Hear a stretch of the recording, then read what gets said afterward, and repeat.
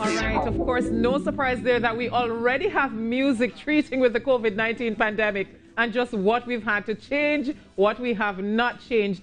But more than that, what's happening right across the world with vaccines?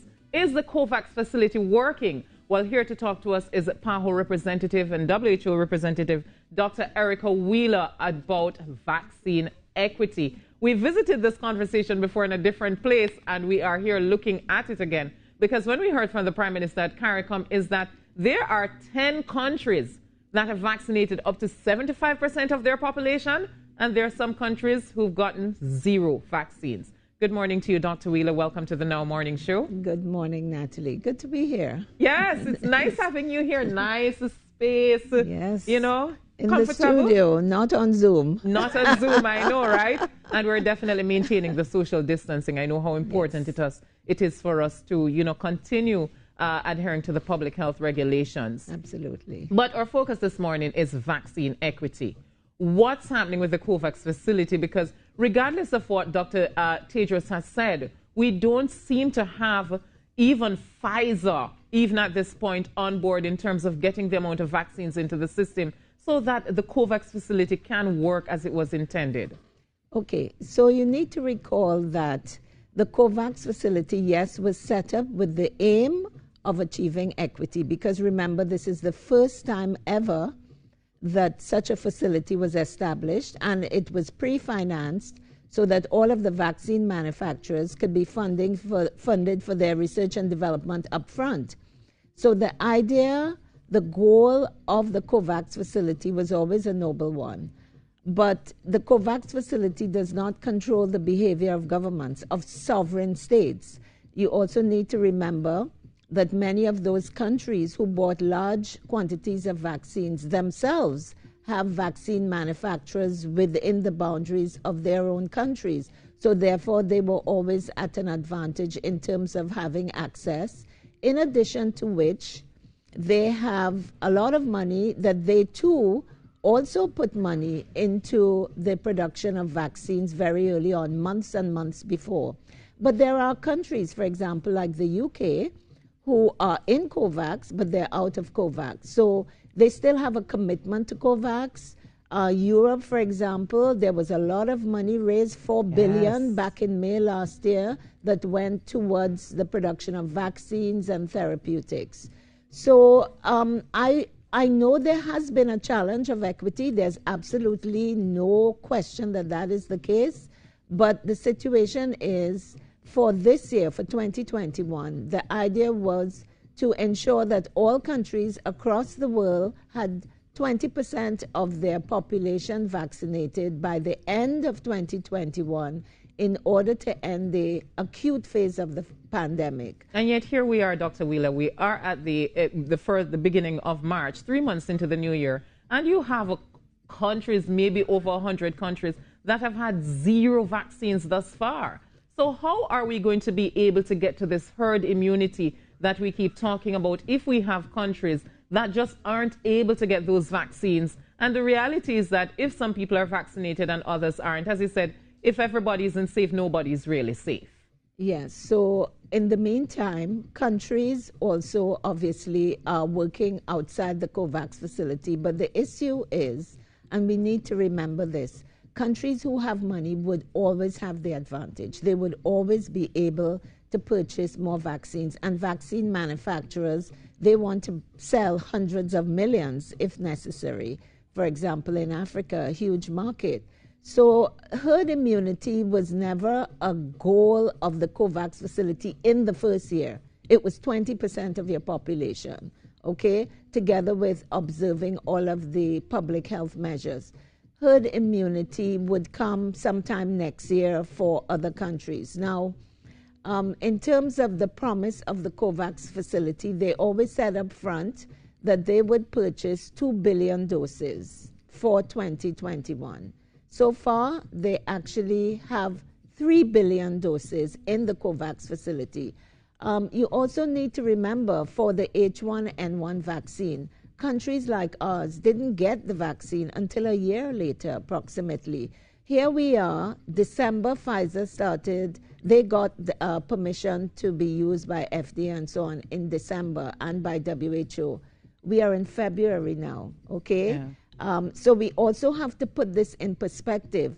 We will never have the numbers to command the number of doses we want, the way the UK, the US, for example, and Canada have done.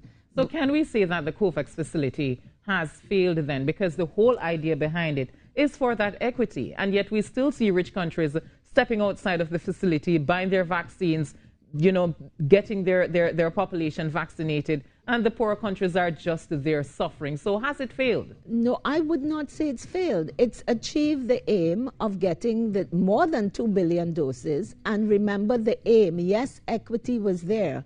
There are two factors. First, rich countries will do what rich countries will do. The COVAX facility is not a government.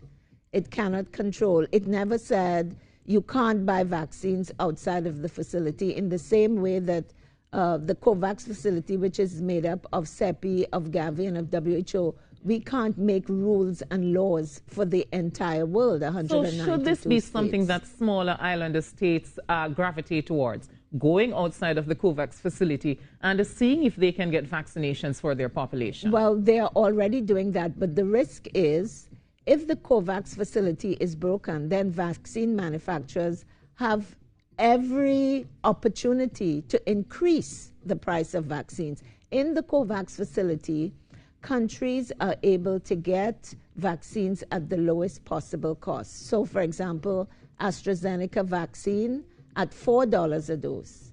So if you have no COVAX facility, which bargains on behalf of everyone, and yes, the rich countries are at an advantage, but the poorer countries would be even more disadvantaged because they will never be able to buy vaccines at $20 a dose to vaccinate their whole country. So there's a lot of tough bargaining that goes on behind the scenes that we don't always know, we're not aware of. We in PAHO know because we sit at the table as part of these negotiations, but they're tough, and vaccine manufacturers want to make money. Yes, that's correct. But if it is that the COVAX facility has gotten more than the 2 billion doses that it had anticipated, yes, and stands at 3 billion, what are the hindrances that keep these vaccines from getting to these countries that are so in need of them? Okay, so first of all, the manufacturers, and this is something maybe people don't know, the manufacturers have to express interest in being part of the COVAX facility. Once they express that interest, they have to present their portfolios, meaning they have to show WHO and its partners that its vaccines are safe, of good quality, and efficacious or effective, okay, in populations to stop disease and death. So they have to be transparent. They have to open everything. They have to scrutiny. They have to be questioned. So it is the vaccine manufacturers that need to make the first step to say, we want to be part of this facility. Thereafter, they will get access once they can show it. Because remember, this is something WHO has been doing for decades, since it was set up in 1948. Our main concern is that whatever vaccines are produced are safe, they are of good quality, so they won't spoil in transport, and they're effective in preventing disease and death. So you can't rush an approval, okay? So you have to wait till the manufacturer gives you their dossier, and then they have to be reviewed, after which vaccines are released. Now, let me explain a little bit more. For large countries like UK, US, and Canada, they have their own regulatory authorities, large regulatory authorities. They're called stringent regulatory authorities that are recognized by WHO. They can use their own regulatory authorities to approve vaccines, so they can do it quickly. For small island states, we don't have that capacity. Well, we're not even manufacturers of vaccines. We're not manufacturers, and we don't have the capacity to ensure that a vaccine is safe. Right. So we have to Dr. rely. Wheeler, that has been one of the concerns of people, how quickly we've seen over the years. Since 1980s, early 80s, late 79, we've been grappling with HIV, no cure. We've been grappling with Ebola, the cure just came out. What was it about this COVID vaccine that people were able to get these vaccines so rapidly onto the market? What was so different when we couldn't even get a vaccine for SARS-1? What was so rapid was the COVAX facility. They were able to pre-fund vaccine manufacturers with billions of dollars. Countries, rich countries, the same rich countries that are buying the vaccines, they also invested heavily in COVAX. So then shouldn't COVAX have had something in place if you're going to be funding these vaccines and funding the research and development of these vaccines, that it should have found some way to have some kind of consequences if you fund these things and then yet it's not in COVAX, so that the poorer countries can get that equity that we're speaking of? So the question is, how do you do that? WHO is a member state. PAHO is a member state. It is member states who vote, for example, on emergency health regulations that say you must have a yellow fever vaccine if you go to certain countries. It is the member states that make those laws for themselves. So WHO, being a member state organization and not a legal one, cannot then tell member states you cannot buy vaccines outside the COVAX facility. So then how effective is the WHO? If we can talk about the fact that it was able to fund these manufacturers and developers, but can't say to them, well, you know, let's see, if we're going to be funding you, then let's see if we can ensure that coming out of that funding, that you provide X amount of vaccines to the facility. Shouldn't there have been that kind of caveat in place? But there was. The promise was to have 2 billion vaccines by the end of 2021. That has already been met.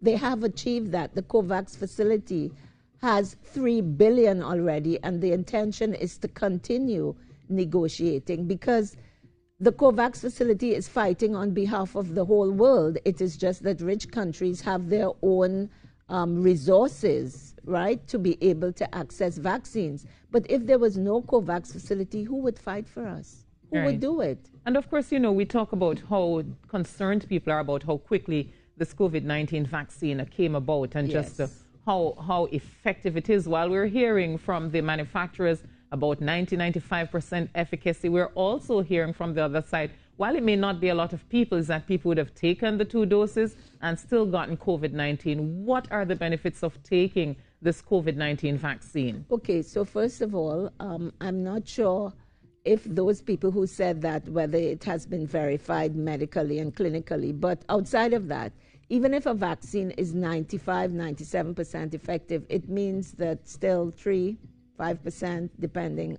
on the population, would still be able to, the possibility exists that they could contract it.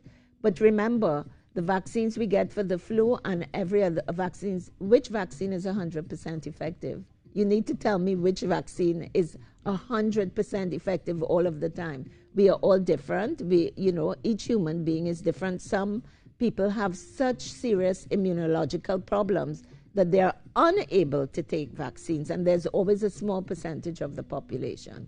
But largely, you mentioned herd immunity. The idea is to get to at least 70% of your population that's covered, so that the rest of the population then would be protected by that 70%. So that's why we talk about herd immunity. That's the cutoff point is around 70%. Are you aware of any plans by the WHO to suggest, I know that the WHO sits in a unique position where it can make suggestions about what is supposed to happen. Do you believe this is something that they would suggest that should be a requirement to travel, to international travel in the future? Well, right now, actually, the international health regulations that governs that, there is a committee that's reviewing the international health regulations, and there are discussions about what should be done about the vaccine, because right now there is no global agreement on any other vaccine you need that's mandatory except yellow fever. So, and again, the 194 member states have to come together and agree that the vaccine for the COVID-19 disease would be mandatory, but we are not at that stage yet. So, do you think it's a stage that we need to get to, though? Well, the truth is, until everybody in the world gets vaccinated, it will, there will be a resurgence. So the science needs to be balanced to see where we come down on this for COVID-19, because it is a once-in-a-century pandemic. So we have to take time. We can't, it can't be a knee-jerk reaction. We have to take time and look at the science, look at the implications of what happens after a year of vaccination, because we don't know yet. Yes. We have no idea yet we how have to soon wait and people see. will So we keep hearing, vaccinated. we heard at first that it should have been end of January, then February, now we're here in March. When will Trinidad and Tobago get its vaccines through the COVAX facility? It will in March. But when you say we have been hearing, now what you've been hearing is when emergency use listing will be given. That's different from vaccines arriving in this part of the world. You have to get the emergency use listing first. So Pfizer will be providing vaccines to some countries, but they did not provide sufficient vaccines in the numbers that AstraZeneca did. So a smaller number of countries got it as part of the COVAX facility, because remember, Pfizer joined the COVAX facility late. They sold a lot of their vaccines before they joined the facility. My final question to you, how does COVAX determine what Caribbean island gets the vaccine when? Is it based on the numbers of infection? What's the science? That's one of the areas. They look at the epidemiological profile. They look at the degree of readiness of the country. There's something called a vaccine readiness tool that every country everywhere in the world has been filling out. That is reviewed by the team in the COVAX facility that reviews these things. So they're looking at the degree of disease and death that you have in a country to decide, on the quantity, and of course the supply. So it's a combination of different things. So you have to be ready, because you can't say, yes, I want the vaccine, and when the vaccine comes, we didn't think of how we're going to distribute it. So there are certain things that need to be demonstrated, as I just mentioned, before a country gets it. And they're using the criteria of what percentage of the population. The country said in the beginning they want to vaccinate. So it's the country's decision whether they want 10%, 20% of their population, 30%. So all of those things combined decide how many doses a country gets. All right, Dr. Wheeler, I want to thank you so much for sharing with us this morning. Until the next time, because it's an ongoing pandemic, so I'm sure we'll have to check in again to get an update as to what's happening, especially here in Trinidad and Tobago. Thank you. Of course. Thank you very much. Dr. Erica Wheeler there, PAHO representative, speaking to us about the COVAX facility and just how it determines who gets the vaccines. But as she says, rich countries will do what rich countries want to do and go behind outside of COVAX and get their vaccines. But Trinidad and Tobago, old strain, your vaccines are coming in March. We take a break and we'll be back with you.